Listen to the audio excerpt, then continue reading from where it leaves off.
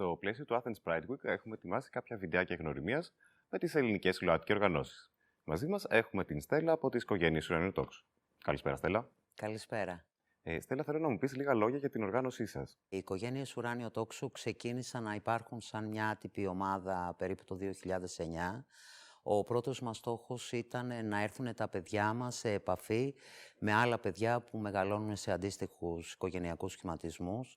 Αργότερα διαπιστώσαμε ότι δεν είναι μόνο αυτή η ανάγκη. Έτσι το 2014 το Γενάρη αποκτήσαμε νομική μορφή και μπήκαμε σε μια διαδικασία να είμαστε πιο διεκδικητικοί και πιο οργανωμένοι σαν γονείς για τα παιδιά μας και για πράγματα που αφορούσαν δικαιώματα των παιδιών μας που καταπατούνται. Από εκείνη τη στιγμή και μετά προχωρήσαμε σε διάφορες δράσεις και ευαισθητοποίησης της ευρύτερης κοινωνίας σε σχέση με τα προβλήματα που αντιμετωπίζουμε και ενδυνάμωσης των ανθρώπων που είτε ήταν γονείς είτε ήθελαν να μπουν στη διαδικασία και ανήκουν στην κατηγορία ΛΟΑΤΚΙ+, άνθρωποι που δεν πίστευαν μέχρι εκείνη τη στιγμή ότι μπορούν να έχουν ένα γονεϊκό ρόλο.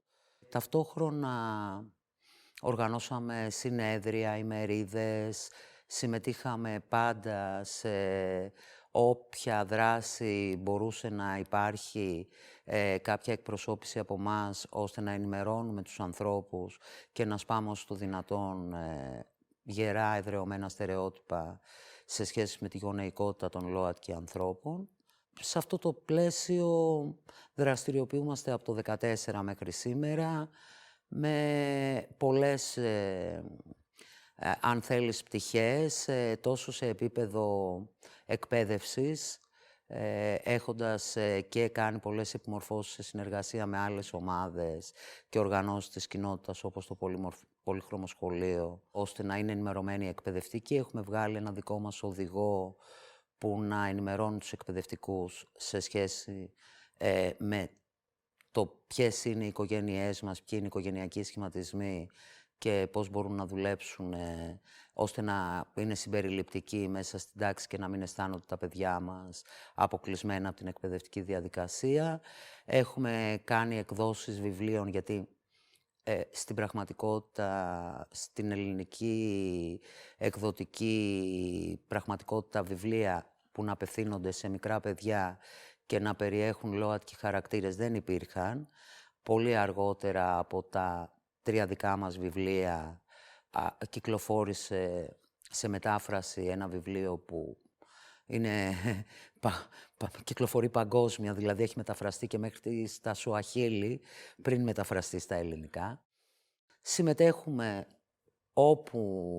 σε όποιο πανεπιστημιακό ίδρυμα μας καλεί, είτε αυτό αφορά την εκπαίδευση, είτε αφορά τον τομέα της ψυχικής υγείας, σε ψυχολόγους ή κοινωνικούς λειτουργούς. Συμμετέχουμε σε όλους τους θεσμικούς εκείνους φορείς που ζητούν επιμόρφωση και έρχονται σε άμεση επαφή με ανθρώπους που είναι ΛΟΑΤΚΙ+ και είτε, ας πούμε, να φέρω ένα παράδειγμα, συμμετείχαμε σε επιμόρφωση με τους κοινωνικούς λειτουργούς που είναι υπεύθυνοι για τις αναδοχές, ώστε να μπορούν να αντιμετωπίσουν με εξίσου ικανοποιητικό τρόπο και ένα ζευγάρι που να αποτελείται από 2 άντρες ή από 2 γυναίκες. Θεσμικά είμαστε στην Εθνική Επιτροπή για τα Δικαιώματα του Ανθρώπου και ταυτόχρονα έχουμε βρεθεί σε όλες εκείνες τις επιτροπές που έχει ζητήσει το Ελληνικό Κοινοβούλιο συμμετοχή από οργανώσεις κοινωνίας των πολιτών που αφορούν τα θέματα που άπτονται των ΛΟΑΤΚΙ δικαιωμάτων. Φέτος η καμπάνια του Athens Pride βασίζεται πάνω σε ιστορίες της ΛΟΑΤΚΙ κοινότητας. Μπορείς να μου πεις μια ιστορία που ήταν χαρακτηριστική για την οργάνωση? Η ιστορία, η χαρακτηριστική της οργάνωσης που έτσι κάπως έγινε και η πραγματική έναρξη της οργάνωσης. Συμμετείχαμε ως άτυπη οργάνωση σε ένα ντοκιμαντέρ που έκανε η ΝΕΛΦΑ. Η ΝΕΛΦΑ είναι η πανευρωπαϊκή ομπρέλα των οργανώσεων που ασχολούνται με την γονεϊκότητα των ΛΟΑΤΚΙ+ ανθρώπων. Σε ένα ντοκιμαντέρ λοιπόν που έγινε από μια αντίστοιχη ισπανική οργάνωση και δείχτηκε σε μια εκδήλωση της ΝΕΛΦΑ, συμμετείχε μια οικογένεια δικιά μας, συγκεκριμένα η δικιά μου οικογένεια. Πήγαμε μετά στη Βαρκελόνη, που έγινε η προβολή αυτή, και αυτό ήταν το 2012. Εκεί βλέποντας πώς ζουν σε άλλες ευρωπαϊκές χώρες άνθρωποι που έχουν οικογενειακούς σχηματισμούς αντίστοιχους με τους δικούς μας, έβαλα ένα προσωπικό στοίχημα, το οποίο μετά έγινε ένα στοίχημα ολόκληρης της οργάνωσης, ότι κάπως πρέπει να αλλάξουν τα πράγματα και στην Ελλάδα, και νομίζω ότι αυτό ήταν και το κλικ που οδήγησε στο να έχουμε τις οικογένειες ουράνιο τόξο σε μια χώρα που το να έχουν οι γκέι και οι λεσβείες παιδιά και οι τρανς άνθρωποι είχε μηδενική αποδοχή, και να έχουμε φτάσει κάπως ένα 30% να λέει ναι, μπορούν. Ποιες είναι οι ανάγκες των μελών ή και της οργάνωσης? Οι ανάγκες των μελών είναι κυρίως να αισθάνονται ότι τα παιδιά τους είναι ασφαλή.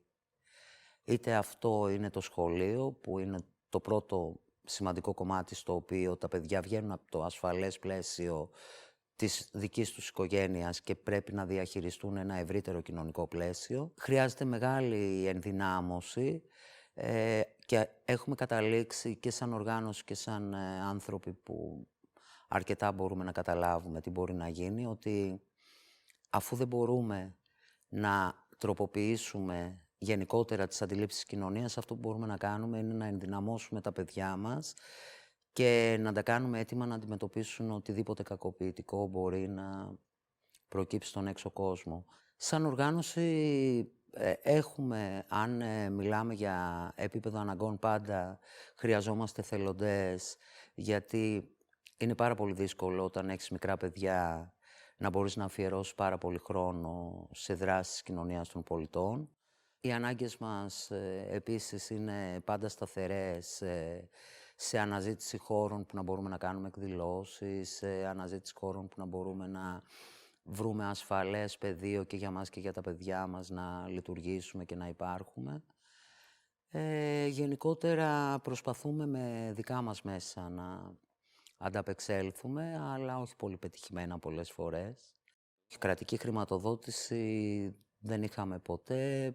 Είναι η πρώτη φορά που συμμετέχουμε σε ένα ευρωπαϊκό πρόγραμμα που είναι συγχρηματοδότηση δική μας και της Ευρωπαϊκής Ένωσης.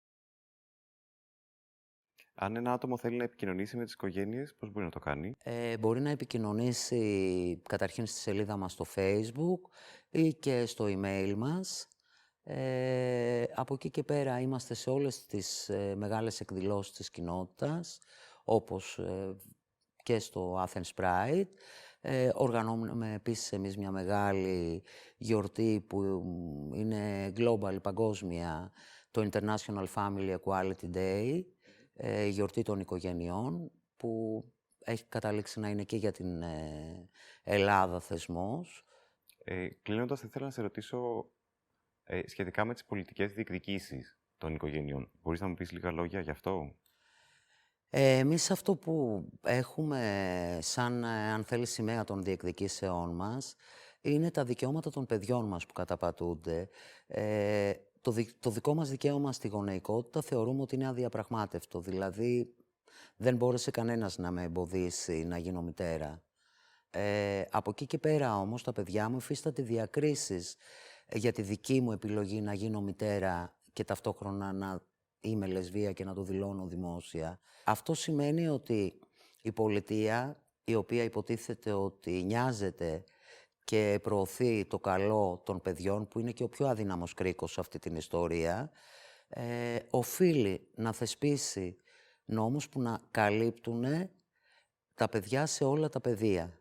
Δηλαδή, να μπορούν τα παιδιά να μην υφίστανται διακρίσεις σε κανένα επίπεδο. Γιατί πραγματικά τα παιδιά μας ζουν μέσα στη διάκριση, στο σχολείο δεν θα δούνε ποτέ την εικόνα της οικογένειάς τους, ούτε θα αναφερθεί.